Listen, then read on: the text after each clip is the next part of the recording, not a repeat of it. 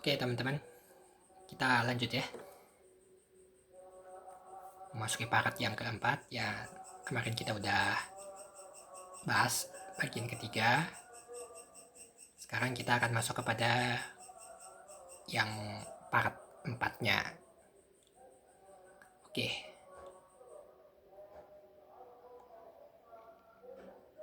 Jadi ini saya mau di sini untuk yang bagian keempat di sini saya mau berikan tanggapan saya yang kedua terhadap kalimat Edis yang ini. Ini ya. Kan Edis bilang begini.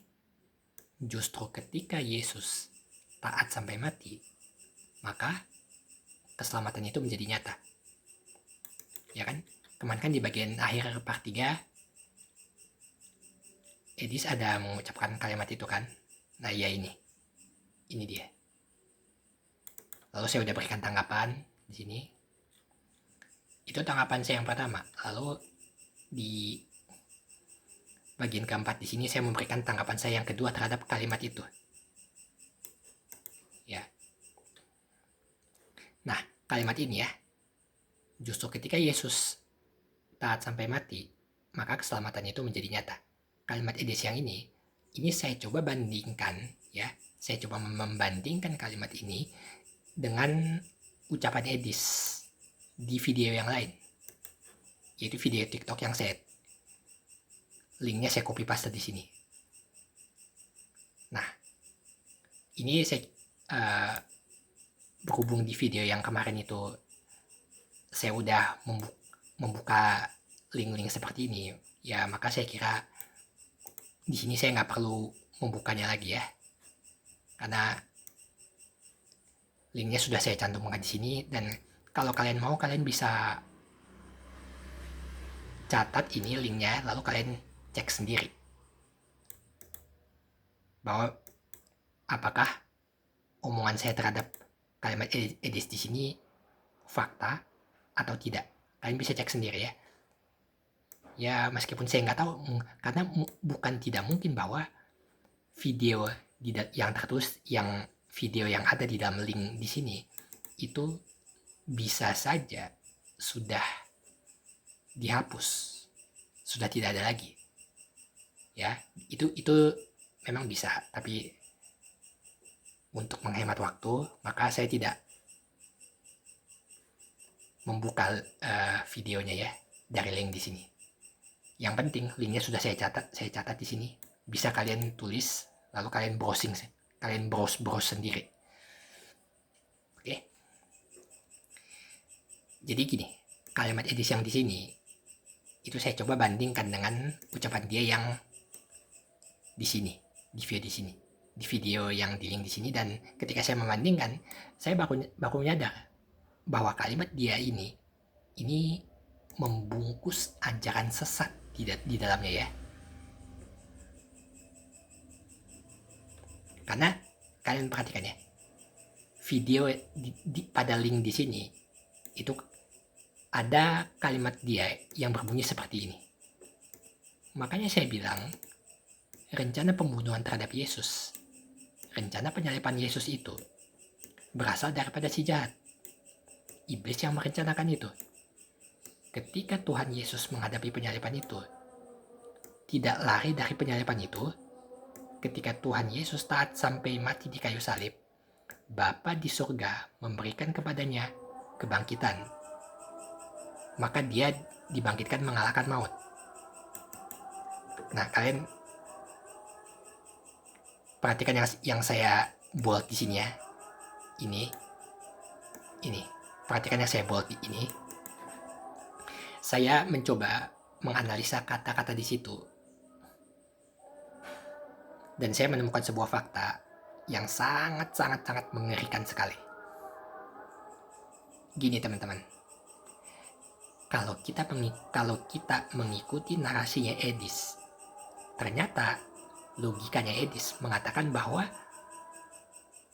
taat sampai mati di salib itu adalah bentuk ketaatan Yesus kepada iblis.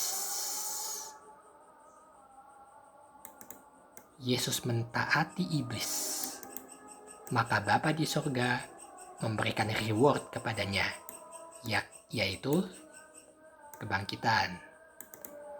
Karena Yesus sudah taat sama iblis, Bapa di sorga memberikan upah, yaitu kebangkitan. Bapa di sorga membangkitkan Yesus karena Yesus taat kepada iblis.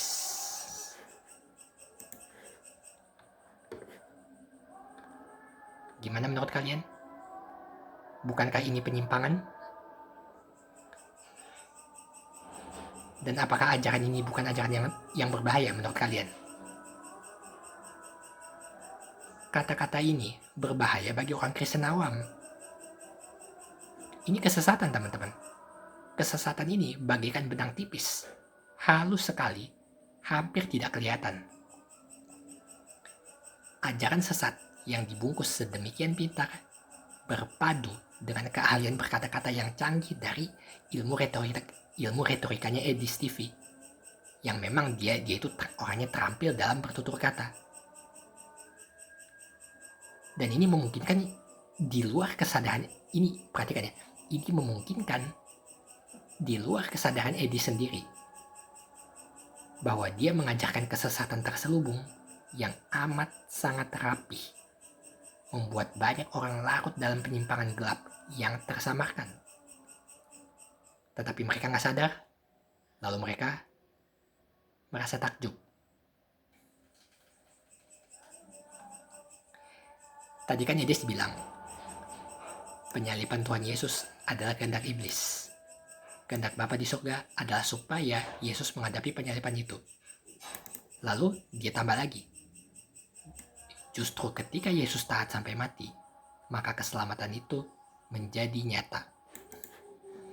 Coba kita analisa secara ketat. Dan kita ikuti kalimatnya ya.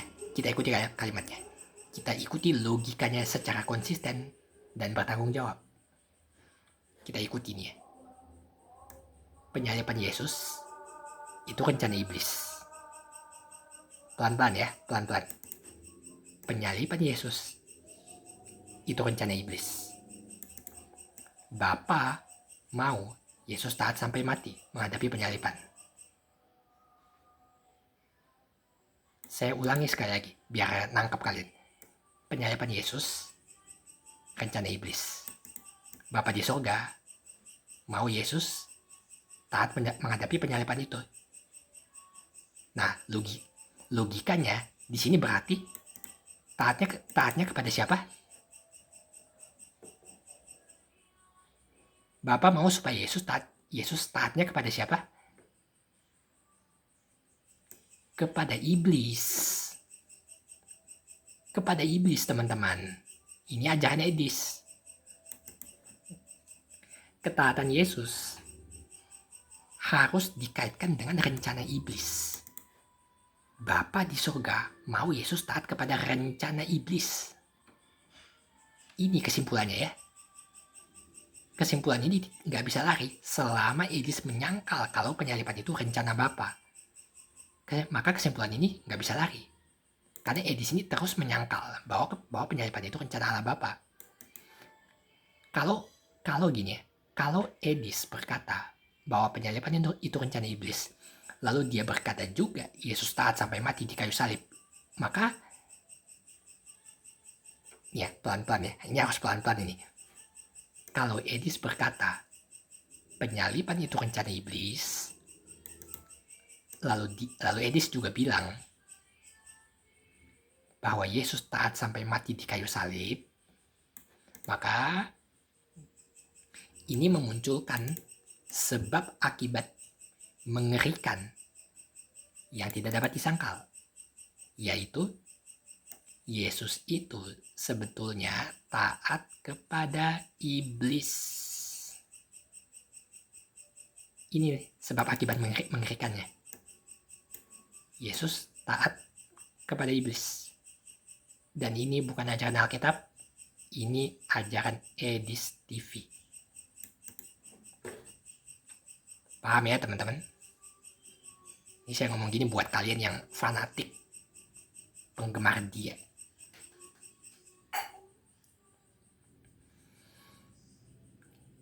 Edis bilang, Bapa di sorga mau Yesus taat sampai mati. Berarti Bapa di sorga mau Yesus mentaati rencana iblis. Ini ajaran mengerikan. Ini ajaran yang kalian gak nyadar ya? Ini ajaran mengerikan. Kalian jangan terlalu senang sama orang sampai fanatik buta. Kadang ini kalau kalian sampai fanatik buta sama orang seperti ini, maka ajaran mengerikan seperti ini yang keluar dari mulutnya, kalian gak akan bisa melihat ini. Ini ajaran mengerikan, teman-teman ya. Kalian jangan ikutin dia. Dan ini akan lain ceritanya kalau kita meyakini bahwa penyaliban Kristus itu rencana kekal Allah dari semula. Ini akan lain ceritanya. Jadi Yesus taatnya kepada Allah Bapa. Dan itu sejalan dengan misinya datang ke dunia. Tapi rencana iblis baru muncul di tengah-tengah. Dan Yesus tidak pernah menjalani penyaliban itu karena mentaati iblis atau setan. Nggak pernah. Karena yang Yesus taati itu adalah kehendak Bapa.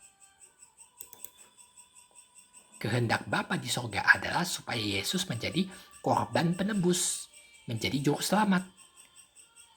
Tidak pernah ada ketaatan kepada iblis yang tujuannya mau membunuh dia. Tidak ada. Ya, tidak pernah ada ketaatan kepada iblis yang tujuannya mau membunuh dia. Gak ada. Yesus hanya taat kepada Bapa.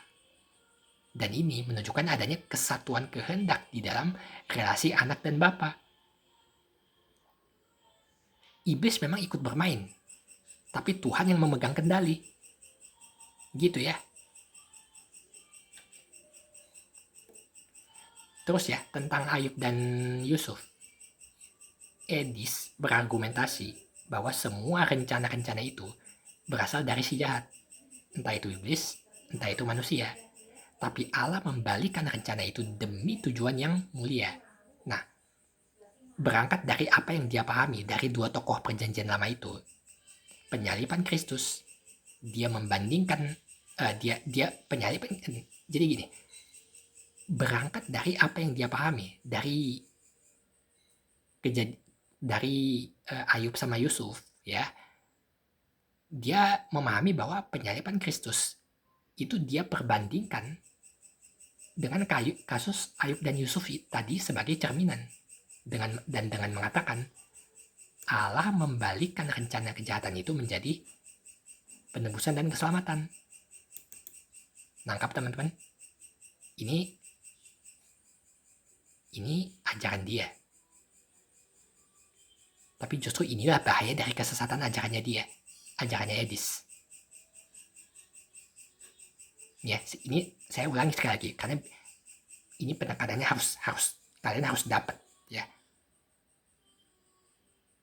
Berangkat dari apa yang Edis pahami dari dua tokoh perjanjian lama itu, yaitu Ayub dan Yusuf. Penyaliban Kristus dia perbandingkan dengan kasus mereka Ayub dan Yusuf sebagai cerminan dengan mengatakan Allah membalikkan rencana kejahatan itu menjadi penebusan dan keselamatan. Nah, inilah bahaya dari kesesatan ajarannya Edis. Kenapa begitu? Karena pengajaran ini sekilas kelihatan lurus, tapi berbahaya. Dan efeknya itu bisa menjangkau sejuta umat. Karena kalian harus paham ya teman-teman semua, kalian harus paham baik Ayub maupun Yusuf, kedua-duanya sama sekali tidak pernah menuruti atau mentaati kejahatan. Tidak pernah. Tapi mereka menundukkan iman dalam kehendaknya untuk taat kepada Allah dalam rencananya yang mulia. Rancangannya yang mulia. Disitulah mereka menundukkan iman mereka di dalam kehendaknya. untuk taat kepada rencana atau rancangan Allah yang mulia. Amin ya. Kalian harus amin dengan ini. Jangan aminkan ajarannya Idris TV. Itu sesat. Terus ya, tentang Ayub dan Yusuf. Ini saya berikan kutipan eksposisi dari Pendeta Dr. Deki Ngadas ya. Ini saya akan banyak mengutip di sini. Pak Deki Ngadas mengatakan seperti ini. Tuhan terlibat di dalam tindakan yang sama untuk tujuan yang baik. Visi dari saudara-saudara Yusuf adalah visi kejahatan. Dan karena itu mereka harus bertanggung jawab untuk kejahatan itu. Tapi visi Tuhan melalui tindakan yang sama adalah visi kebaikan. Tindakan yang sama digunakan oleh Tuhan dan digunakan oleh saudara-saudara Yusuf untuk maksud yang completely berbeda. Ya, untuk maksud yang completely berbeda. Bagi saudara-saudara Yusuf, tindakan itu adalah tindakan untuk memenuhi visi kejahatan mereka. Tidak ada keraguan tentang itu. Tapi dari sisi perspektif Tuhan, tindakan itu sendiri adalah cara untuk suatu maksud yang lebih besar.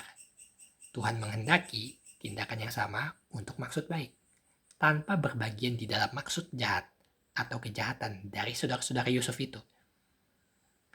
Dari segi rencana Allah yang kekal, yang bawa Yusuf ke sana, itu Tuhan. Untuk maksud baik, yang mereka tidak pernah inginkan. Dan untuk maksud itu, mereka tidak berbagian di situ. Melalui tindakan yang sama. Nah, nangkap ya teman-teman ya. Ini kayak Pendeta Deki Ngadas lagi ya. Dan bukan hanya itu, ada sesuatu yang lebih besar daripada sekedar memelihara kehidupan temporal mereka saat itu dalam bahaya kelaparan. Itu masih terlalu kecil. Waktu saudara-saudara Yusuf menjual Yusuf, yang mereka inginkan adalah hasrat memenuhi hawa nafsu, iri hati, dan kejahatan di dalam hati mereka. Itu yang mereka lihat. Mereka tidak melihat sesuatu yang jauh. Tapi Tuhan menggunakan tindakan ini bukan hanya untuk kebaikan yang sifatnya temporal, yaitu memelihara mereka dari bahaya kelaparan. Bukan hanya itu, tapi ada satu tujuan yang lebih besar, bahkan tujuan yang kekal. Tahu dari mana? Kamu harus ingat, kitab Kejadian secara keseluruhan konteks, ya. Nah, kisah Yusuf itu ada di dalam kitab Kejadian. Dan kitab Kejadian itu dimulai dengan apa? Dimulai dengan janji Injil yang pertama, Kejadian 3 ayat 15. Tuhan yang merancang permusuhan panjang itu. Dan itu merupakan janji Injil yang pertama. Keturunan perempuan akan meremukkan kepalanya ular. Makanya di dalam sistematik teologi, waktu berbicara tentang doktrin Alkitab, teologi Kristen percaya dengan apa yang disebut dengan progress revelation, pewahyuan progresif. Tuhan itu tidak kasih wahyu langsung semuanya satu kaligus. Tuhan memberikan wahyu secara bertahap, secara progresif, dan makin lama itu makin jelas. Itulah yang disebut progressive revelation. Revelation atau revelation ya, mungkin ini saya salah tulis kali ya. Revelation ya, atau revelation gitu. Ya, yang manapun kalian nangkeplah yang saya maksud ya. Dan itu kita lihat di dalam kitab Kejadian. Ini masih kalimatnya Dr. Deki Ngadas ya. Dalam Kejadian 3 ayat 15, Tuhan memberi janji tentang keturunan perempuan yang akan meremukkan kepala ular. Sekarang pertanyaannya, keturunan perempuan ini siapa? Di akhir kitab Kejadian, Tuhan kasih pewahyuan lagi. Dan pewahyuan ini makin jelas dan lebih spesifik. Kejadian 49 ayat 10. Tongkat kerajaan tidak akan beranjak dari Yehuda, ataupun lambang pemerintahan dari antara kakinya, sampai dia datang. Yang berhak atasnya, maka kepadanya akan takluk bangsa-bangsa. Itu dari Kejadian 49 ayat 10. Nah, keturunan perempuan di Kejadian 3 ayat 15 menjelang akhir dari kitab Kejadian. Jadi gini, keturunan perempuan di Kejadian 3 ayat 15 menjelang akhir dari kitab Kejadian. Keturunan perempuan itu diidentifikasi lebih lanjut, dan ini lebih spesifik. Dia itu seorang raja, ya, seorang raja. Dia itu seorang raja karena berbicara tentang tongkat kerajaan. Seorang raja. Dan bukan hanya seorang raja, tapi seorang raja yang lahir dari keturunan Yehuda. Makin spesifik. Artinya, kitab Kejadian dibingkai oleh janji-janji mesianik. Saya kasih istilah inklusio mesianik. Inklusio itu istilah sastra yang artinya kamu mulai dengan satu tema, kamu akhiri dengan satu tema, dengan maksud supaya segala sesuatu in between di tengah itu dibaca dalam terang tema itu. Tema yang sama membingkai, mengawali, dan menutup bagian yang bersangkutan. Jadi kitab Kejadian itu mesianik. Itu kitab Kejadian itu kitab mesianik. Semua yang terjadi di dalamnya itu ada kaitannya dengan janji mengenai kedatangan Mesias. Sekarang kita bawa kepada kasus Yusuf. Ini masih kalimatnya Pak Dr. Deki Gadas ya. Sekarang kita bawa kepada kasus Yusuf. Dijual oleh saudara-saudaranya untuk ada di Mesir. Kalian merencanakan yang jahat, tapi Tuhan merencanakan yang baik melalui tindakan yang sama. Dan di dalam konteks dekatnya, maksud baik atau rencana baik Tuhan di situ adalah menyelamatkan mereka dari bahaya kelaparan. Tapi di dalam keseluruhan konteks kitab Kejadian, ternyata Tuhan menyelamatkan Yusuf di situ supaya melalui itu saudara-saudaranya tidak mati kelaparan. Dan siapa di antara saudara-saudaranya yang darinya Mesias akan lahir dari keturunan itu?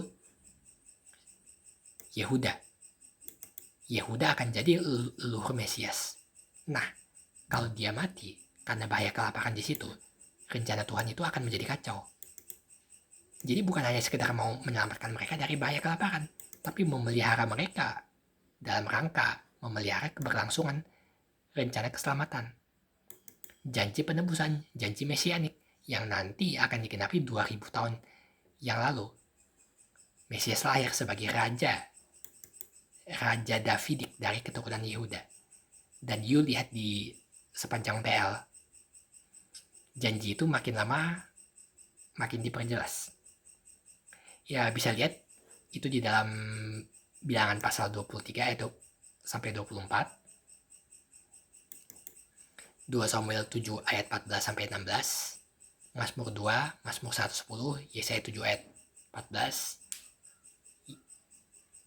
Yesaya 9 ayat 6 juga ya, dan diulang-ulangi terus-menerus. Makin lama makin spesifik. Tindakan yang sama, tapi maksud yang completely bertentangan. Saudara-saudara Yusuf menggunakan tindakan itu untuk kejahatan, dan Tuhan menggunakan kejahatan itu untuk kebaikan. Dengan kata lain, meskipun tindakannya sama, Tuhan tidak bertanggung jawab. Tuhan tidak berbagian di dalam maksud jahat, tindakan jahat, dan niat jahat dari saudara-saudara Yusuf. Ini teologi reform. Kamu tidak dapat teologi semacam ini di dalam aliran teologi manapun. Teologi reform secara konsisten dan seimbang memperhitungkan the moral responsibility of moral beings, tanggung jawab moral dari makhluk-makhluk moral diberi tempat yang sepatutnya. Tapi pada saat yang sama, teologi reform bilang, no, tidak ada independen, tidak ada yang lepas, bebas sama sekali daripada kedaulatan dan providensi Allah. Dan itu bisa dibuktikan dari dalam teks-teks Alkitab. Ini kalimatnya Dr. Deki Gadas lagi. Contoh yang kedua adalah Ayub. Saya ada tonton video dari salah satu pendukung proposisi sesatnya Edis. Dia bilang begini. Kan bukan Tuhan yang merencanakan sakit penyakit kepada Ayub, membunuh anak-anaknya, termasuk membuat Ayub itu sangat menderita. Yang merencanakan itu kan iblis. Itu ya.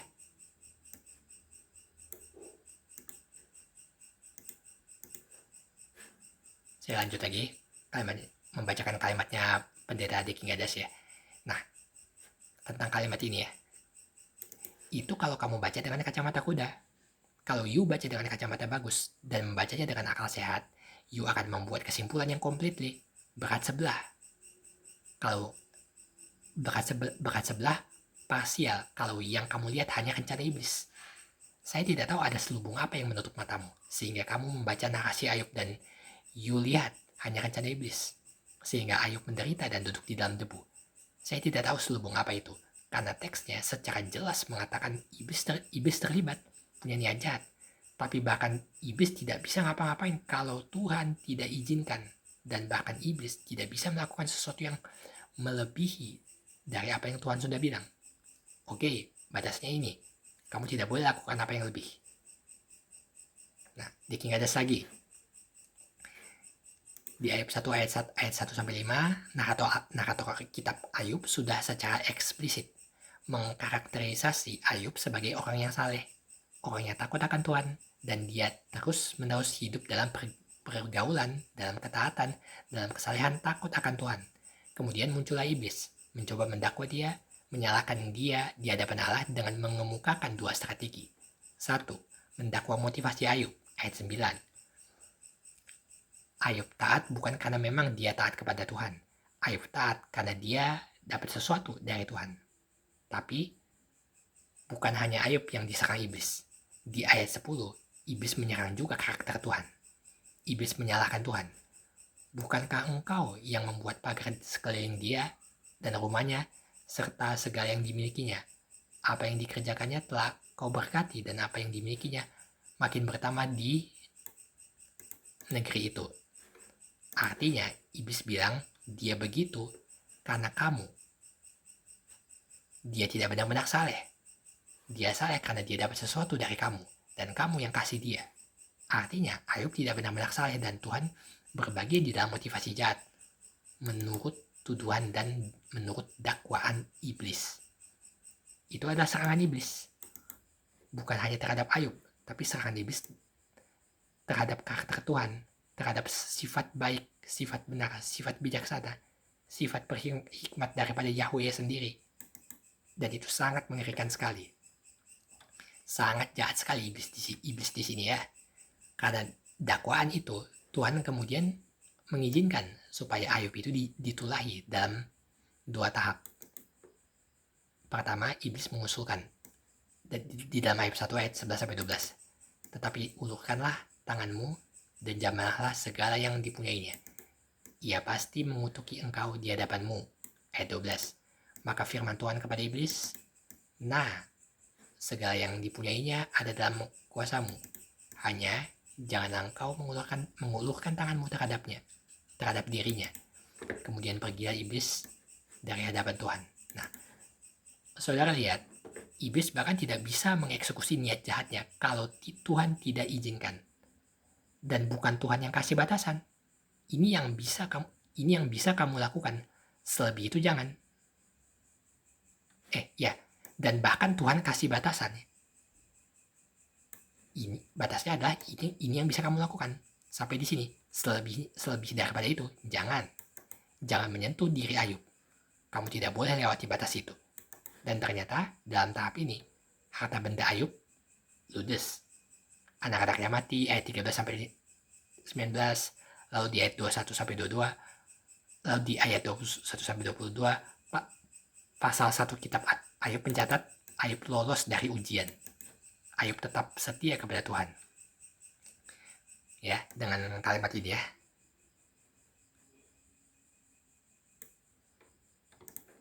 Dalam kesemuanya itu Ayub tidak berbuat dosa. Dan tidak menuduh Allah berbuat yang kurang patut. Ayub tidak bilang iblis yang ambil anak-anak saya dan iblis yang harta benda miliknya. Ayub tidak bilang iblis yang ambil anak-anak saya dan iblis yang harta benda miliknya. Ayub tidak bilang iblis tidak ada urusannya sama itu. Tidak. Niat iblis betul-betul determinatif melakukan itu. Tapi apa kata Ayub? Tuhan yang memberi, Tuhan yang mengambil. Jadi alasan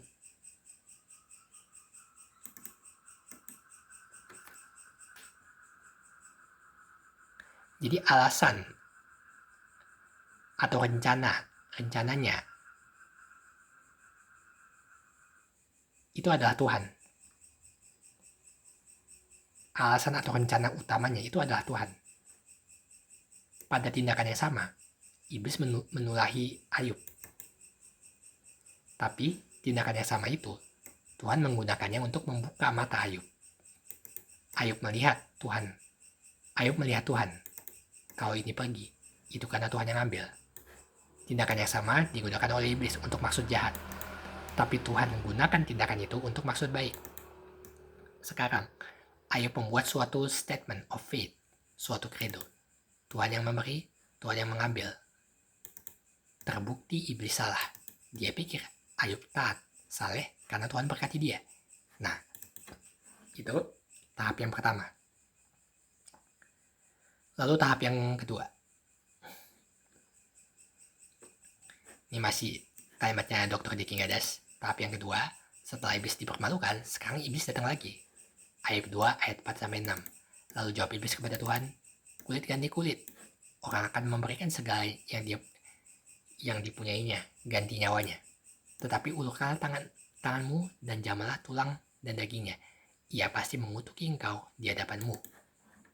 Maka firman Tuhan kepada iblis, nah ia ada dalam kuasamu, hanya sayangkan nyawanya. Iblis itu masih menuduh Ayub punya motivasi jahat. Tadinya bilang Ayub taat sama Tuhan karena maruk, menginginkan kenyamanan dari Tuhan. Lalu Tuhan kasih kenyamanan, maka dia taat.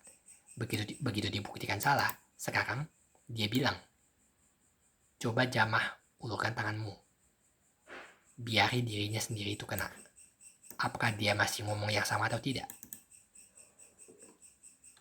Tulah yang kedua ini memang betul-betul berat, dan itu memakan 40 sekian pasal. Hanya untuk mengelaborasi penderitaan pada tulah tahap kedua ini. Dikatakan Tuhan di dalam bagian itu. Maka firman Tuhan kepada iblis, nah, ia dalam kuasamu, hanya sayangkan nyawanya. Artinya, iblis tidak boleh apa-apakan nyawa Ayub. Iblis bahkan tidak bisa apa-apakan tanpa ada izin dari Tuhan. Iblis tidak bisa berbuat apa-apa melampaui apa yang Tuhan izinkan. Iblis tidak bisa melakukan apa-apa di luar daripada izin itu dan melebihi daripada izin itu. Itu jelas sekali. Kedaulatan Allah yang full control, in control, mutlak, absolut, tidak bisa diganggu gugat. Sampai pada akhirnya teman-teman Ayub yang datang sebagai penghibur, mereka salahkan Ayub. Mungkin kau sudah berdosa, maka engkau harus minta ampun, bla bla bla bla gitu. Malah Tuhan menyalahkan teman-teman Ayub itu di akhirnya, ya. Malah Tuhan menyalahkan teman-teman Ayub itu di akhirnya.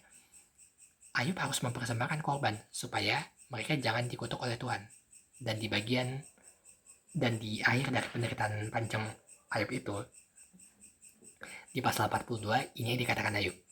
Maka jawab Ayub kepada Tuhan, aku tahu bahwa engkau sanggup melakukan segala sesuatu dan tidak ada rencanamu yang gagal.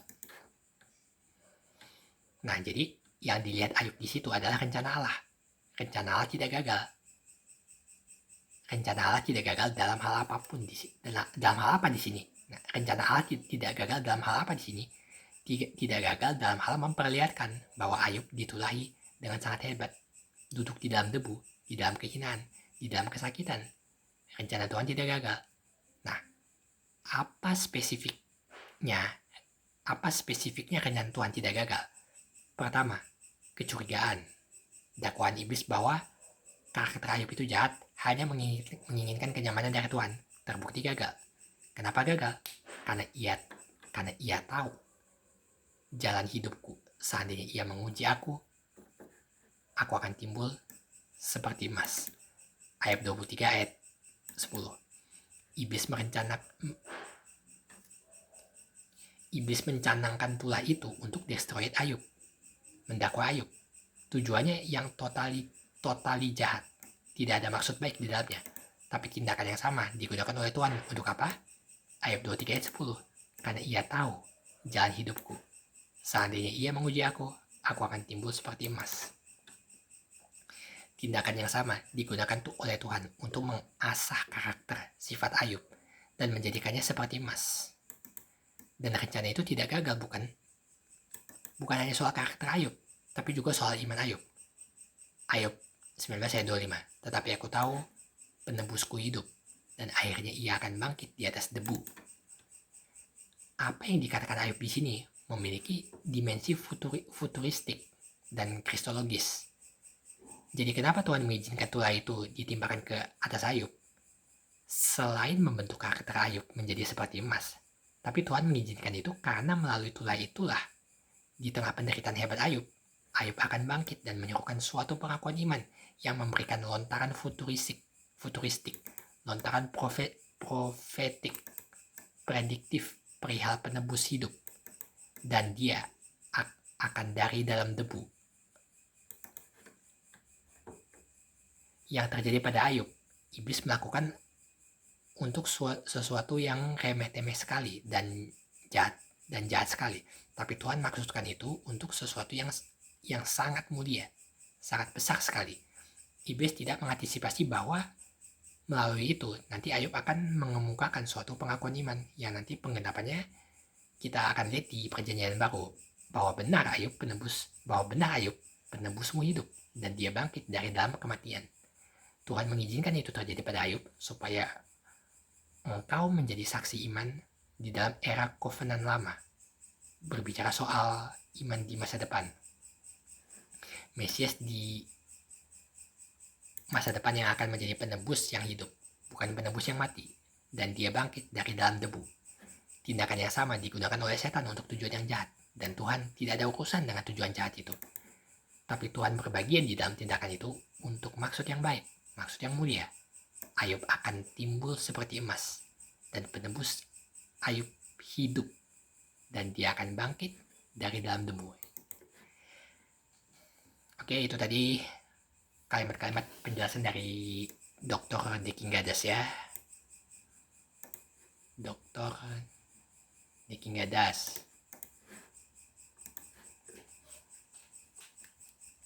Sekarang ya, setelah kita kupas kalimat-kalimat ini,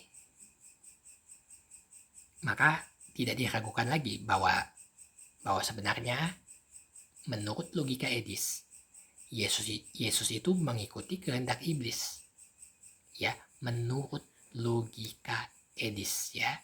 Menurut logika Edis, Yesus itu mengikuti kehendak iblis. Nah, itu bertentangan dengan ayat-ayat Injil sinoptik yang berkali-kali mencatat Yesus menjalani kehendak Bapa.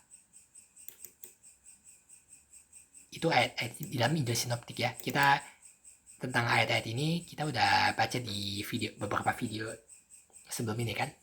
Nah, tapi di luar kitab-kitab Injil itu juga ada. Misalnya ya, Ibrani 5 ayat 8 ayat 9. Dan sekalipun ia adalah anak, ia telah belajar menjadi taat dari apa yang telah dideritanya. Dan sesudah ia mencapai kesempurnaannya, ia menjadi pokok keselamatan yang abadi bagi semua orang yang taat kepadanya. Yesus taat dari apa yang dideritanya, menjadi pokok keselamatan abadi bagi semua orang. Keselamatan abadi ini berkiblat surga, ya.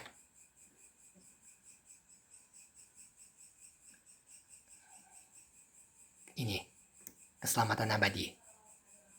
Ini kiblatnya ke surga. Karena Yesus taat pada penderitaannya, lahirlah keselamatan kekal bagi semua orang. Kalau Yesus taat kepada iblis seperti logikanya Edis, maka harusnya bukan keselamatan abadi. Harusnya bukan keselamatan abadi di situ, tapi kebinasaan kekal. Hukuman mati Yesus bahkan menjalani nubuat para nabi perjanjian lama. Nubuat-nubuat itu datangnya dari siapa? Dari Allah pasti. Ya.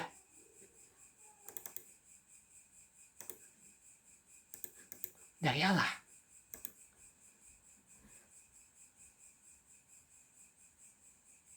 Kisah Rasul 13 ayat 27 ayat 2 sampai 29.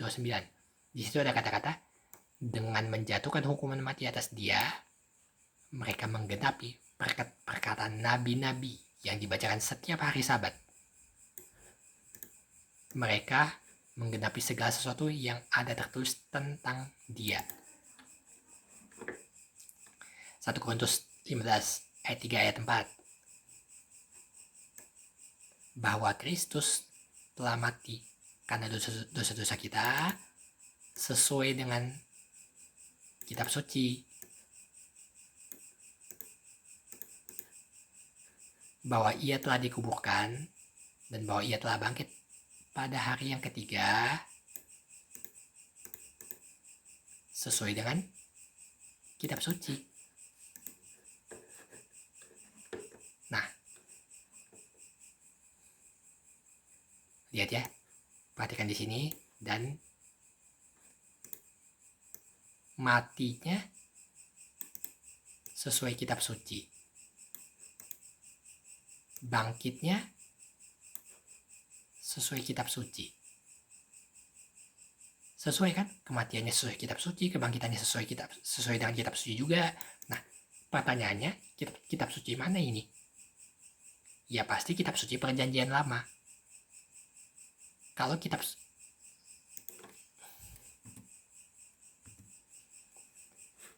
ya pasti kitab suci Perjanjian Lama. Kalau kitab suci Perjanjian Lama, ya pasti dari perantaraan para nabi. Nubuatnya, misalnya Mazmur 22 ayat 1. Allahku, Allahku, mengapa engkau meninggalkan aku? Aku berseru, tetapi engkau tetap jauh dan tidak menolong aku. Nah, nubuat ini merujuk kepada salib sebagai pengenapannya. Satu dari 7 sabda Yesus di atas kayu salib. Mazmur 41 ayat 9. Bahkan sahabat karibku yang kupercayai, yang makan rotiku, telah mengangkat tumitnya terhadap aku. Nah, ini digenapi di dalam Yohanes 13 ayat 8. Kata Petrus kepadanya, engkau tidak akan membasuh kakiku sampai selama-lamanya. Jawab Yesus, jikalau aku tidak membasuh engkau, engkau tidak mendapat bagian dalam aku. Lalu Zakaria 11 ayat 12 ayat 13. Lalu aku berkata kepada mereka, jika itu kamu anggap baik, berikanlah upahku, dan jika tidak, biarkanlah. Maka mereka membayar upahku dengan menimbang 30 uang perak. Tetapi berfirmanlah Tuhan kepadaku, serahkanlah itu kepada penuang logam, nilai tinggi yang ditaksir mereka bagiku. Lalu aku mengambil ke 30 uang perak, dan itu ke 30 uang perak itu, dan menyerahkannya kepada penuang logam di rumah Tuhan ya. Perhatikan ya, 30 uang perak ke 30 uang perak. Ini digenapi di dalam Matius 26 ayat 14-16. Kemudian pergilah seorang dari ke-12 murid itu yang bernama Yudas Iskariot kepada imam kepala. Ia berkata, Yesus ya. Ia berkata, apa yang hendak kamu berikan kepadaku supaya... bukan Yesus. Sorry. Ia ini imam kepala. Bukan. Ia ini si Yudas Iskariot ini ya. Ya kan? Pergilah seorang dari ke-12 murid itu. Yudas Iskariot kan yang perginya ke imam kepala. Ia si Yudas bilang, apa yang hendak kamu berikan kepadaku supaya aku menyerahkan dia kepada kamu? Yesus ya, dia ini Yesus. Mereka, si imam kepala, membayar 30 uang perak kepada Yudas. Dan mulai saat itu si Yudas mencari kesempatan yang baik untuk menyerahkan Yesus.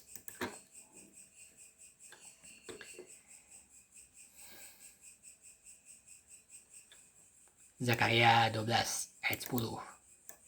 Aku akan mencurahkan roh pengasihan dan roh permohonan atas keluarga Daud dan atas penduduk Yerusalem, dan mereka akan memandang kepada dia yang telah mereka tikam dan akan meratapi dia seperti orang meratapi anak tunggal, dan akan menangisi dia dengan pedih seperti orang menangisi anak sulung. Nah, ayat ini dikutip di dalam Yohanes 19 ayat 37.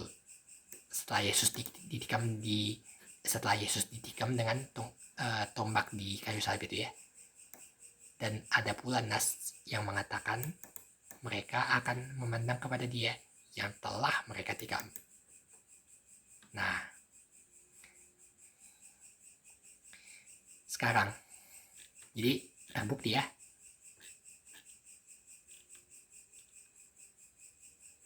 itulah tadi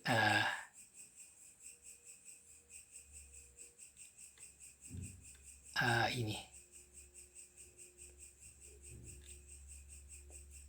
ayat-ayat di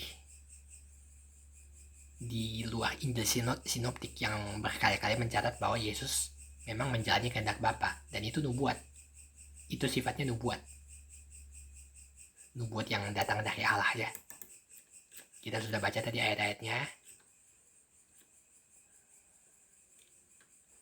Sekarang kita geser sedikit ya.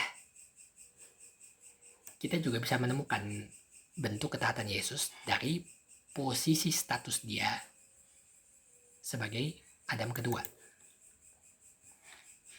Lihat dalam 1 Korintus 15 ayat 45 sampai 48 ya. Di situ ada kata-kata manusia pertama Adam menjadi makhluk yang hidup, tetapi Adam yang akhir menjadi roh yang menghidupkan.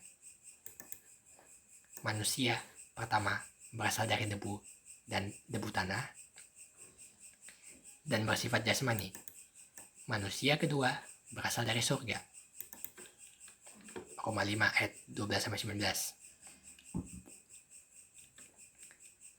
Adam yang adalah gambaran dia yang akan datang. Demikian pula oleh ketaatan satu orang, semua orang menjadi orang benar. Jadi Yesus sebagai Adam kedua taat. Nah, ketaatan seperti apa yang membenarkan semua orang? Kalau kita memahami ini sebagai ketaatan kepada rencana iblis seperti logikanya Edis, maka tidak cocok disebut taat yang melahirkan kebenaran bagi semua orang. Tidak cocok. Taat kepada iblis itu malah membawa manusia kepada kebinasaan kan? Jadi kalau kita ikut logikanya Edis, yaitu Yesus taat sama iblis, maka konsekuensi logis yang harus terjadi di sini adalah Yesus mati lalu perginya ke neraka. Ini konsekuensi teologis, ya. Kenapa Yesus mati lalu perginya ke neraka? Karena kan taatnya sama iblis. Sementara Yesus mati perginya ke Firdaus, dan Firdaus itu surga. Otomatis secara pemikiran yang logik dan akal yang lurus harus dikatakan Yesus hanya mengikuti kehendak Bapa. Baru menjadi sinkron dengan Yesus pergi ke Firdaus. Kalau Yesus taatnya sama setan, ya logisnya dia masuk neraka dong. Ya kan? Saya tidak tahu. Ya, saya nggak tahu ya Edis percaya itu atau tidak, saya tidak tahu ya. Tapi kalau dia percaya itu, maka logikanya Edis ini bisa saya katakan saling bertabrakan satu dengan yang lain. Kalau dia percaya begitu ya, percaya bahwa Tuhan Yesus masuk ke neraka setelah mati. Kalau dia percaya begini ya saya bisa katakan logikanya Edis saling bertabrakan satu dengan yang lain. Atau dia nggak ngerti Alkitab, tapi mau soal ngajarin orang. Lihat ya dalam Filipi 2 ayat 8 sampai 11 ya. Dan dalam keadaan sebagai manusia, ia telah merendahkan dirinya dan taat sampai mati. Bahkan sampai mati di kayu salib. Ya, jadi Yesus taat sampai mati di kayu salib. Menurut ayat ini, kepada siapa dia taat itu? Kepada siapa? itu korelasinya dengan ayat-ayat sesudahnya, yaitu lihat di sini ya. Itulah sebabnya Allah sangat meninggikan dia dan mengaruniakan kepadanya nama di atas segala nama, supaya dalam nama Yesus bertekuk lutut segala yang ada di langit dan yang ada di bumi dan yang ada di bawah bumi, dan segala lidah mengaku Yesus Kristus adalah Tuhan, bagi kemuliaan Allah Bapa. Kemuliaan Allah Bapa. Ini korelasi dari taat sampai mati ini, sampai di kayu salib ini taatnya kepada Allah, ya, Allah Bapa. Ini korelasinya. Jadi memperhatikan ikatan ayat itu penting ya teman-teman ya. Jadi Yesus taat sampai mati di salib itu adalah suatu bentuk ketaatan kepada Allah, bukan kepada iblis seperti logikanya Edis. Bukan. Semua ayat-ayat ini adalah bukti teks ketaatan Yesus sebagai korban Allah maupun sebagai kegenapan nubuat. Makanya dalam ayat ini ya, Yohanes 1 ayat 29, pada keesokan harinya Yohanes melihat Yesus datang kepadanya dan ia berkata, "Lihatlah anak domba Allah yang menghapus dosa dunia." Menghapus. Jadi anak Allah ini sifatnya menghapus dosa. Menghapus dosa dunia. Nah, kalimat Yohanes di sini ini menyeratkan bahwa di dalam pikirannya dia mengingat atau mengetahui banyak nubuatan dalam kitab Perjanjian Lama ya. Menyiratkan ya. Kalimat ini kan kalimatnya Yohanes Pembaptis ya. Kalimat Yohanes Pembaptis di sini itu menyiratkan bahwa di dalam pikirannya itu dia ingat atau dia tahu banyak sekali nubuat-nubuat di dalam kitab Perjanjian Lama mengenai kedatangan anak domba yang diutus Allah untuk menghapus dosa dunia melalui pencurahan darah. Misalnya ya, di Keluaran 12, umat Israel menggunakan darah anak domba di ambang pintu, maka anak sulung mereka tidak mengalami kematian. Barang siapa di pintu rumahnya ditemukan darah anak domba, rumah itu terhindarkan dari kematian. Anak domba itu menyelamatkan mereka dari hukuman maut.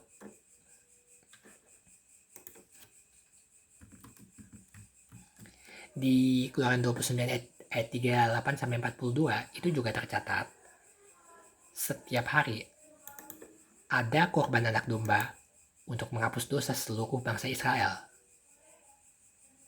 Lalu Yesaya 53 ayat 7, dia dianiaya tetapi dia membiarkan dirinya ditindas dan tidak membuka mulutnya, seperti anak domba yang dibawa ke pemadaian, seperti induk domba yang keluh di depan orang-orang yang menggunting bulunya, ia tidak membuka mulutnya. Nah, saudara perhatikan, kenapa pertama dibilang seperti anak domba, lalu sesudahnya dibilang seperti induk domba. Nah, anak domba itu jelas gambaran dari misi pengutusan. Itu anak domba. Tapi induk domba itu cerminan status. Semua orang yang percaya diberi kuasa oleh Yesus menjadi anak Allah. Yohanes 1 ayat 12. Tapi Yesus sendiri juga anak Allah. Kita dengan Yesus itu sama-sama anak Allah artinya kan. Hanya bedanya Yesus itu anak sungguh-sungguh. Kita anak adopsi. Galatia 4 ayat 5. Sebelum percaya Kristus, kita ini semua anak iblis. Galatia 4 ayat 8. Karena sama-sama anak Allah. Ya. Karena jadi sebelum percaya Kristus, kita semua ini anak iblis kan. Baru sesudah percaya Kristus, kita diadopsi menjadi anak Allah. Nah, jadi udah diadopsi kan jadi anak Allah. Kita anak Allah, Yesus anak Allah. Karena sama-sama anak Allah dan hanya Yesus yang anak sungguh-sungguh, maka Yesus disebut induk domba di ayat ini. Gitu ya. Jadi kan jangan bingung kalau baca ayat ini. Saya kasih data lagi ya. Ibrani 10 ayat 5 ayat 10. Di situ ada kata-kata tetapi engkau telah menyediakan tubuh bagiku. Aku. Gulungan kitab ada tertulis tentang aku untuk melakukan kehendak-Mu, ya Allahku. Sungguh, aku datang untuk melakukan kehendak-Mu.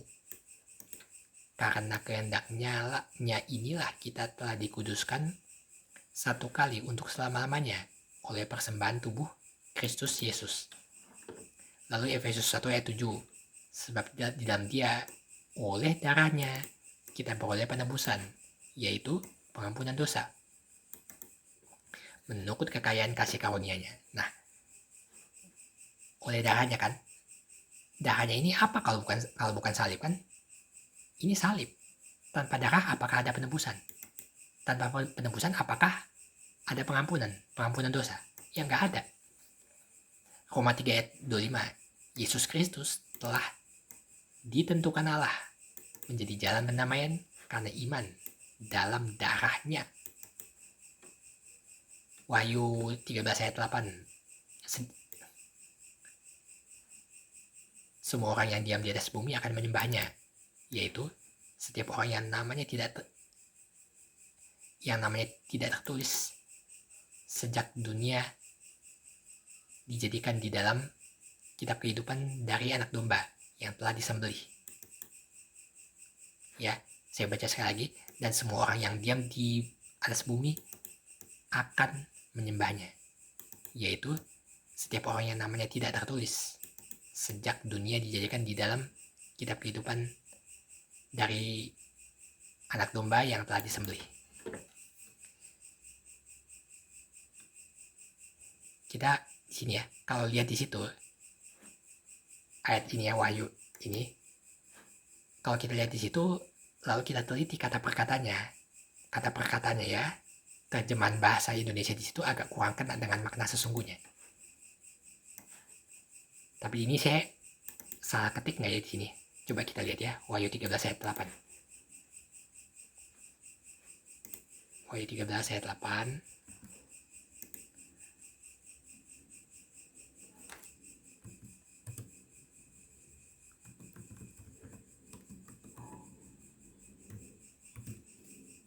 Karena kadang-kadang teman-teman, seperti yang saya bilang kemarin, kadang-kadang saya suka salah ketik.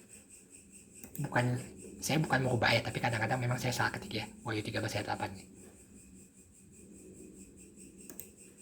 Dan semua orang yang diam di atas bumi akan menyembahnya, yaitu setiap orang yang namanya tidak tertulis sejak dunia dijadikan di dalam kitab kehidupan dari anak domba yang telah disembelih. Ya, berarti benar ya. Nah, di situ kalau kita lihat kata dan kita teliti kata perkatanya, terjemahan bahasa Indonesia di situ agak kurang kena sebetulnya dengan makna sesungguhnya. Lihat ya, King James Version. And all that dwell upon the earth shall worship him,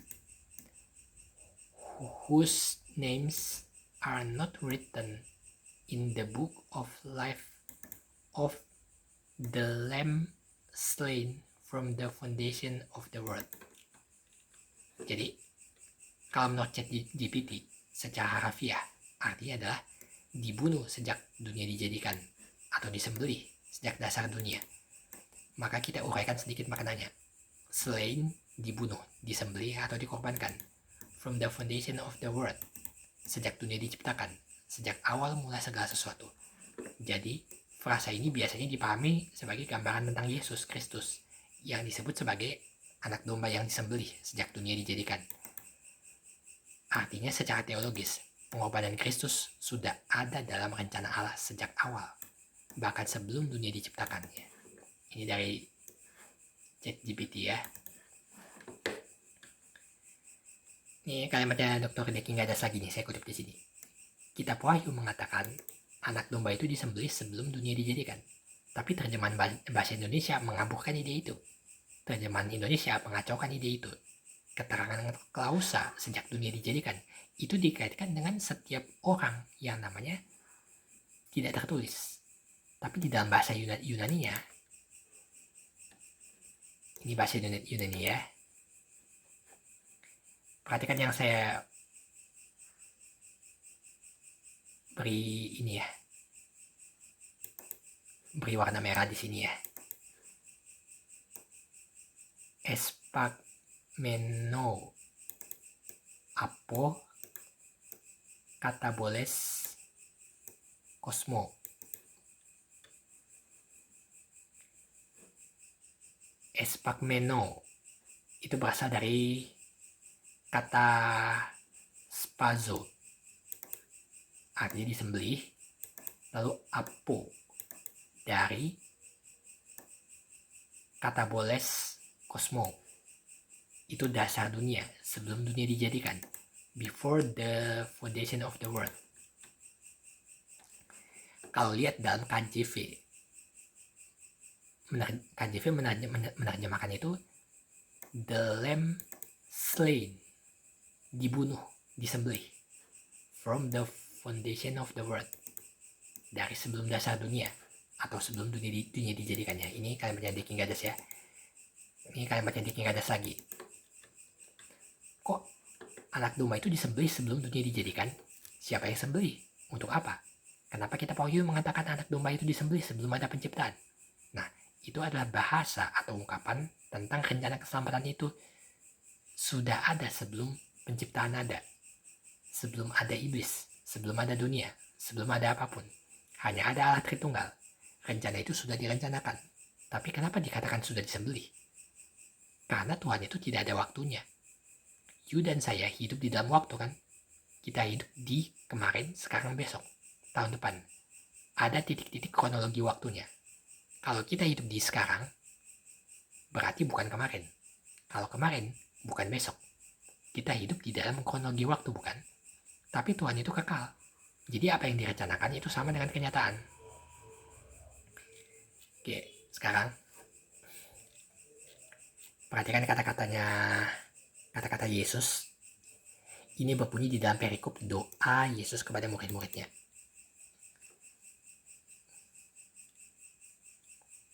Demikianlah kata Yesus, lalu ia menengadah ke langit dan berkata, Bapa, telah tiba saatnya. Telah berarti sudah terjadi ya. Telah tiba saatnya, permuliakanlah anakmu, supaya anakmu mempermuliakan engkau. Sama seperti engkau telah memberikan kepadanya kuasa atas segala yang hidup, demikian pula ia akan memberikan hidup yang kekal kepada semua yang telah engkau berikan kepadanya. Inilah hidup yang kekal itu, yaitu bahwa mereka mengenal engkau, satu-satunya Allah yang benar, dan mengenal Yesus Kristus yang telah engkau utus. Aku telah berarti sudah terjadi ya. Aku telah mempermuliakan engkau di bumi dengan jalan maksudnya menggenapi pekerjaan yang kau berikan kepadaku untuk melakukannya. Nah, pekerjaan apa yang diberikan Bapa kepada Yesus untuk dilakukannya? Dan herannya di sini, dalam kalimat itu, Yesus bilang dia telah melakukan itu. Sudah selesai. Pekerjaan itu telah dilakukan olehnya. Suatu pekerjaan yang telah digenapi Yesus. Kalau itu belum terjadi, belum terwujudkan, ya bagaimana mungkin dikatakan Yesus telah mempermuliakan Bapa? Apa yang mau dipermuliakan kalau itu belum terjadi atau terwujud? Kalau jalan itu belum selesai, bagaimana itu mempermuliakan Allah? Lalu, itu pekerjaan apa sebetulnya? Pekerjaan apa yang menurut ayatnya belum dan telah terjadi itu? Pekerjaan apa itu? Pekerjaan apa yang belum terjadi tapi sudah terjadi? Nah, di sini kita tidak punya kemungkinan lain, ya. Kita tidak punya kemungkinan lain kecuali kalau kita berkesimpulan itu adalah penggenapan misi penebusan. Itu pasti jalan penyaliban yang terjadi di depan. Tapi telah digenapi. Bagaimana sudah tergenapi sedangkan salib belum terjadi? Nah, kalimat ini baru akan clear kalau kita membacanya dengan memandang bahwa Allah itu tidak terikat waktu. Dia ada di atas waktu. Apa yang mungkin terasa 1000 tahun di mata manusia, bagikan terasa seperti 1 hari bagi Allah. 2 Petrus 3 ayat 8, Mazmur 90 ayat 4 ya. Allah tidak dibatasi kronologi waktu manusia. Ia di luar batasan waktu. Saya kutip kalimatnya Pak King Gadas lagi.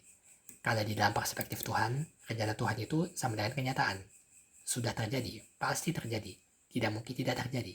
Itulah sebabnya mengintonasikan gagasan tentang kekekalan Allah, tentang kepastian penggenapan dari rencana Allah yang kekal before the foundation of the world, itu kitab Wahyu mengatakan the lamb slain before the foundation of the world.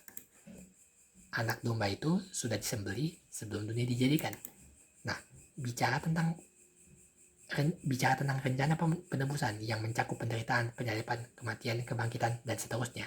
Rencana itu sudah ada di dalam kekekalan sebelum ada setan. Itu adalah suatu rencana yang sudah ditetapkan, didekretkan sebelum ada apapun juga.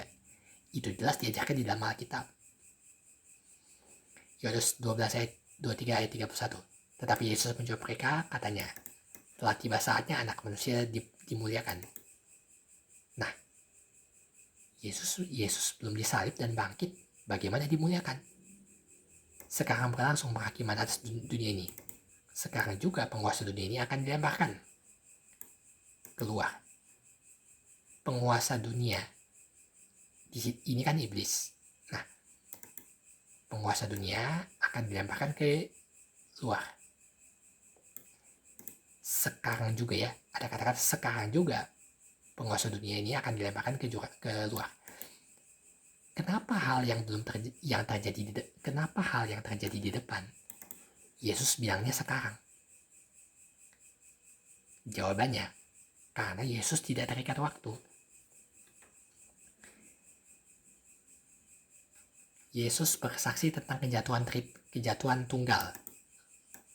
Lukas 10 ayat 18. Lalu kata Yesus kepada mereka, aku melihat iblis jatuh seperti kilat dari langit.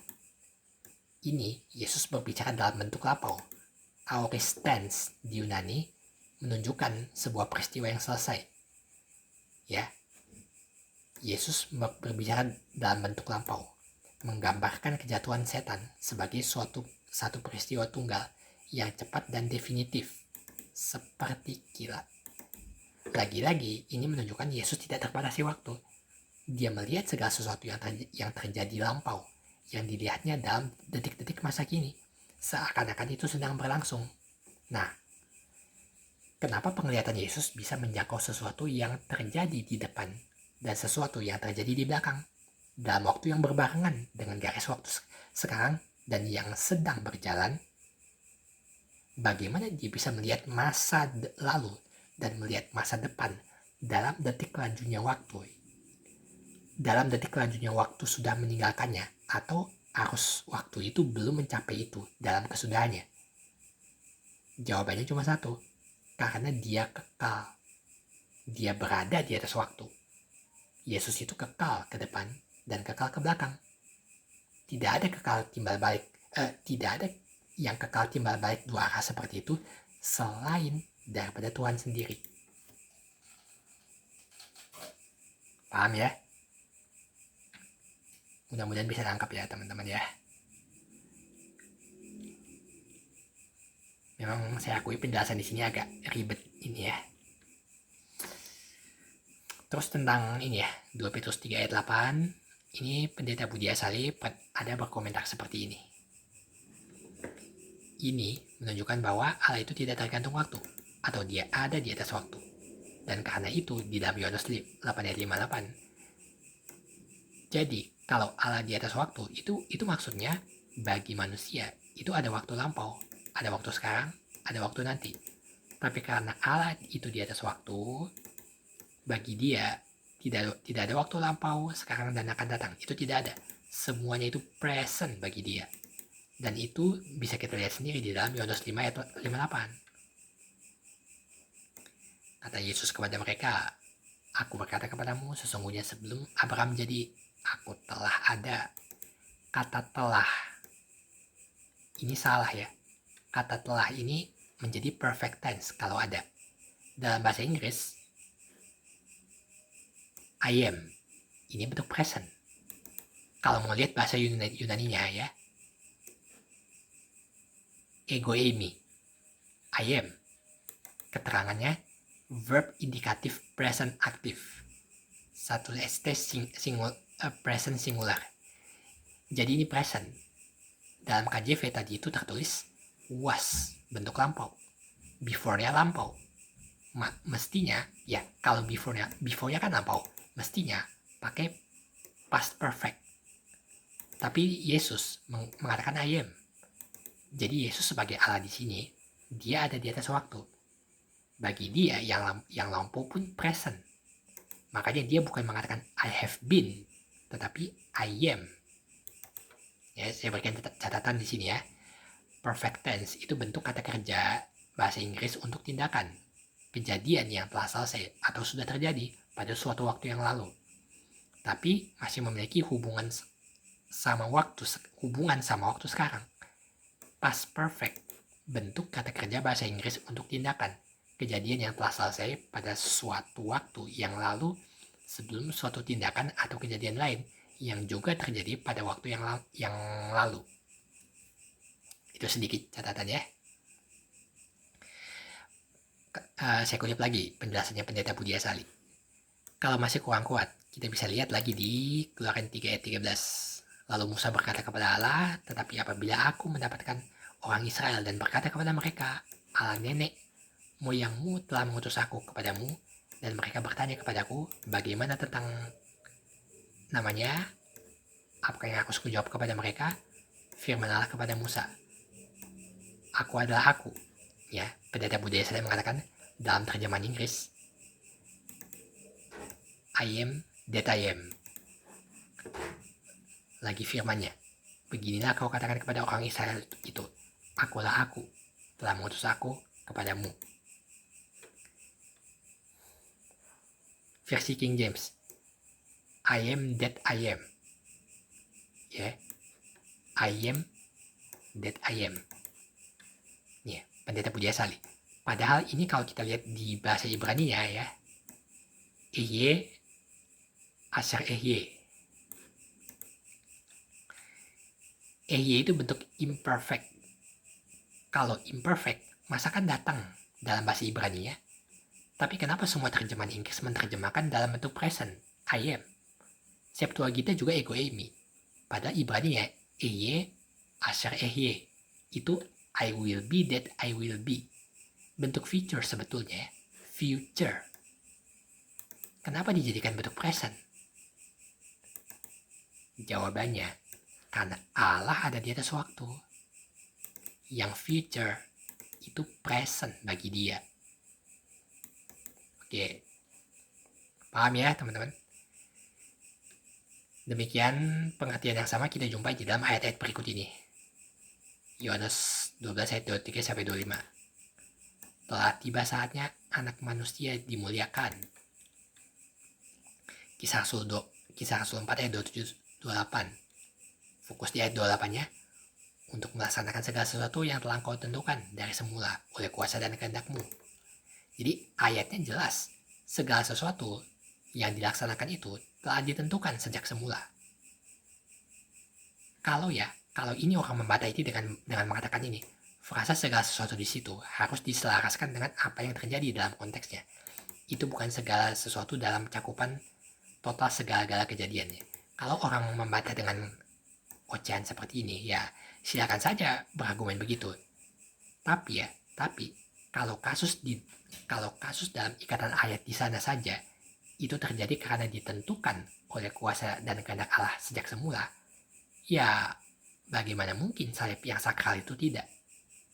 Bahkan hal-hal sepele seperti jumlah rambut di kepala, burung pipit yang jatuh, untuk hal-hal sekecil begitu aja nggak bisa terjadi kalau itu di luar kehendak Allah.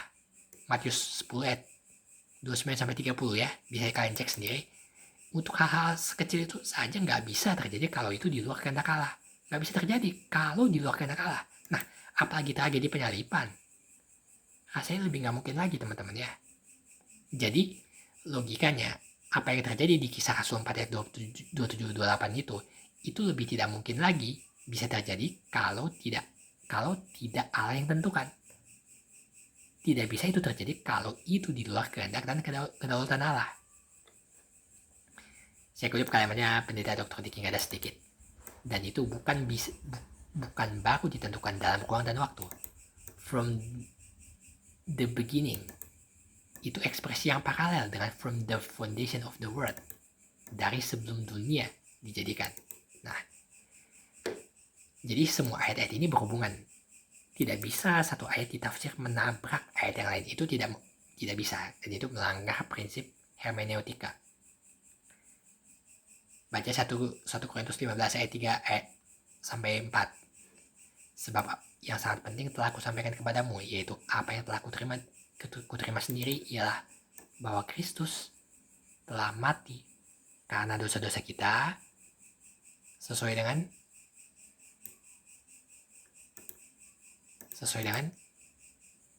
kitab suci, bahwa ia telah dikuburkan dan bahwa ia telah dibangkitkan pada hari yang ketiga sesuai dengan kitab suci. 2 kali tertulis sesuai dengan kitab suci. Ini kitab suci mana yang dimaksud? Ya pasti kitab suci perjanjian lama. Pasti nubuatan perjanjian lama kan? Ada begitu banyak nubuatan perjanjian lama yang tertulis soal penderitaan kematian Kristus. Dan kalau ayatnya mencatat sesuai dengan kitab suci, tapi Edis bukan bilang begitu, dia bilangin kalau ayat mencatat sesuai dengan kitab suci, Edis bukan bilang begitu. Dia bilang itu rencana iblis. Berarti ketika Edis berbicara penyaliban itu rencana iblis, itu dia sedang memberikan pengajaran yang melawan kitab suci Alkitab. Dia mendoktrin kalian semua, terkhususnya para penggemar fanatiknya, bahwa sesuai dengan kitab suci itu berarti sesuai dengan kitab iblis. Nah, ini ajaran kegelapan ya teman-teman. Kalian jangan ikut ajaran dia. Ini ajaran kegelapan. Edis mendoktrin kalian semua bahwa sesuai dengan kitab suci berarti sesuai dengan, saya kasih tanda petik, kitabnya iblis. Ini ajaran kegelapan. Orang ini membawa pengajaran yang sangat berbahaya. Followernya begitu banyak, tapi ajarannya justru mengandung racun yang amat sangat mengerikan sekali ya. Saya ngomong ngoceh-ngoceh begini nggak ada keuntungannya juga bagi saya. Yang ada paling mungkin nanti saya akan dapat banyak musuh. Dengan saya ngomong ngoceh-ngoceh seperti ini, saya mungkin akan dimusuhi oleh banyak sekali orang Kristen yang penggemar fanatiknya dia, si Edis. Ya tapi saya tetap akan maju lah. Apapun konsekuensinya, saya tetap akan maju. Oke. Jadi dengan mencermati kalimat-kalimatnya Edis, lalu membandingkannya dengan fakta dan data-data kitab suci, lalu merangkumnya menjadi satu kajian utuh, saya sampai pada sebuah kesimpulan bahwa prinsip yang sama terjadi di sini. Saya meyakini sekalipun ada ajaran sesat terselubung di balik pengajaran yang disangka lurus, tetap ada jalan terbuka bagi Injil yang sejati, berjalan bersisian di balik kejahatan dalam selimut. Dan itulah yang saya lakukan. Itulah yang saya bagikan melalui tulisan di sini. Oke. Jadi seperti itulah tanggapan saya terhadap argumentasi Edis TV. Kalian bisa nilai sendiri siapa yang lebih masuk akal dan tutup pada kitab suci, dan siapa yang hanya senang bersilat ayat untuk mendukung pendapat pribadi. Kalian silakan nilai sendiri. Saya ini bukan orang paling sempurna benar. Saya hanya manusia biasa yang tidak luput dari kesalahan. Dari apa yang sudah dan yang akan saya jelaskan ini, mungkin ada sedikit bagian yang keliru, tapi saya bergumul supaya semua yang saya tuangkan di sini bukan seturut dengan maunya saya, tapi tunduk pada kebenaran Alkitab. Amin ya teman-teman. Oke. Sebagai penutup, saya mau membagikan pesan di sini ya. Darah Kristus itu kan bersifat menebus. Sedangkan iblis, nalurinya membawa dosa. Darah Kristus membawa penebusan. Naluri iblis membawa dosa. Ini pertentangan. Perhatikan ya. Darah Kristus membawa penebusan. Naluri iblis membawa dosa. Ini kan pertentangan. Nah, konsekuensi apa yang terjadi bila dua fakta ini dan ini saling bertemu? Konsekuensi apa yang terjadi kalau dua fakta ini saling bertemu? Kita bisa sampai kepada sebab akibatnya kalau kita melibatkan takaran teologis untuk membuat penilaian sebagai kesimpulan pertentangannya. Kalau kita tahu darah Kristus berkuasa menebus dosa, ya maka secara dampak akibat yang berbalik, kita dapat mengatakan bahwa kuasa dosa iblis hanya dapat dikalahkan oleh darah Kristus. Kuasa dosa iblis hanya mampu dipatahkan oleh kuasa darah Kristus. Hanya dengan darah Kristus, dengan darah anak domba, kita menang atas kuasa maut. Ada amin ya. Saya kadang suka heran kalau lihat reaksi orang-orang Kristen. Banyak dari mereka ketika menonton adegan Yesus menderita di kayu salib, mereka menunjukkan ekspresi iba. Mimik wajahnya memperlihatkan kondisi mata yang seperti mau menangis. Saya heran, ada apa dengan kalian? Yesus melakukan semuanya itu untuk kita. Roma 5 ayat 8, Galatia 3 ayat 13, 1 Yohanes 3 ayat 16, Matius 20 ayat 28. Harusnya, jadi Yesus melakukan semuanya itu untuk kita. Harusnya kalian bangga melihat Yesus, melihat Kristus yang tersalib. Bukannya malah kasihan. Kalian tidak tega melihat Yesus menderita di salib. Yaitu sama berarti kalian tega membiarkan nasib kalian terbuang di neraka dan binasa selama-lamanya. Bapa di sorga saja ya begitu kan? Benar gak teman-teman? Kalau kalian gak tega lihat Yesus menderita di salib, ya itu sama artinya kalian tega membiarkan nasib kalian terbuang di neraka dan binasa di sana selama-lamanya. Itu berarti begitu teman-teman. Jangan begitu. Agak aneh kan? Bapa di sorga saja mengasihi Yesus karena dia mau mati. Gini teman-teman ya. Kalian gak tega menonton Yesus di salib ya. Menonton di film-film itu kan. Kalian gak tega. Ya itu sama artinya kalian tega kalau kalian gak tega ngelihat dia begitu, ya artinya kalian tega membiarkan nasib kalian terbuang di neraka, binasa di sana selama-lamanya. Itu artinya. Kalau misalnya kalian mengatakan, oh tokoh-tokoh Alkitab juga meratapi menangisi penderitaan Yesus di kayu salib. Kalau kalian mengatakan begitu, ya kalian harus tahu pada saat itu terjadi, siapapun belum mengerti arti dari penebusan di kayu salib itu. Siapapun belum mengerti. Karena ini seperti yang sudah saya jelaskan ya, Injil itu begitu misteri bagi segala makhluk. Bagi iblis misteri, bagi malaikat juga misteri. Gak ada yang tahu bahwa penyaliban Kristus itu bertujuan untuk menebus. Nah, dari sudut pandang mereka yang tidak tahu, ya wajar mereka tokoh-tokoh Alkitab itu meratapi Yesus kan.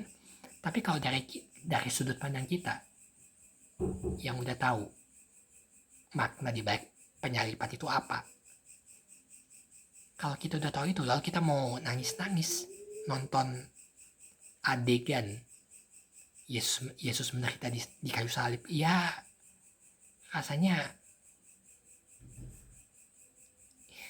agak gimana gitu ya. Kalian harus ingat ya, Bapa di sorga saja mengasihi Yesus karena dia mau mati. Bapa di sorga mengasihi Yesus atas apa yang ia jalani di salib. Yohanes 10 ayat 17. Yesus juga berkata, gembala yang baik memberikan nyawanya bagi domba-dombanya. Dan tidak ada kasih yang lebih besar daripada kasih seorang yang memberikan nyawanya bagi sahabat-sahabatnya. Lalu kalian malah bersedih hati. Kalian malah meratapi, malah menangisi Yesus yang tersalib itu. Ya jangan begitulah. Ya oke lah kalau gitu. Tapi gini ya. Ya tidak salah-salah amat juga ya kalau kalian sedih melihat dia berjuang menyelamatkan kalian ya. Karena secara emosi kemanusiaan, saya bisa mengerti juga kamu merasa sedih melihat ada orang lain mengorbankan dirinya, membiarkan dirinya menderita, menahan kesakitan demi keselamatan dirimu. Ya, saya bisa ngerti itu. Saya bisa ya memaklumi karena saya juga paham ya emosi kemanusiaan, psikologi begitu saya juga ngerti. Tapi kalau kita tahu Allah Bapa mengasihi Yesus karena itu, kalau kita tahu dia mau membayar dosa kita semua, dan kalau kita tahu dia sudah bangkit, ya harusnya tidak ada alasan lagi bagi kita untuk bersedih hati. Tidak perlu merasa iba, kasihan, atau tidak tega oleh karena jiwa kita diselamatkan. Kenapa kita harus merasa kasihan gara-gara keselamatan jiwa kita sendiri? Selayaknya kita patut bersyukur sebab dia telah mati bagi kita. Dosa-dosa kita telah lunas dibayar oleh darahnya yang kudus. Dia mengangkat dosa kita semua. Amin ya untuk pembacaan kali ini. Kita akan bersambung ke bagian kelima. Oke? Tuhan memberkati.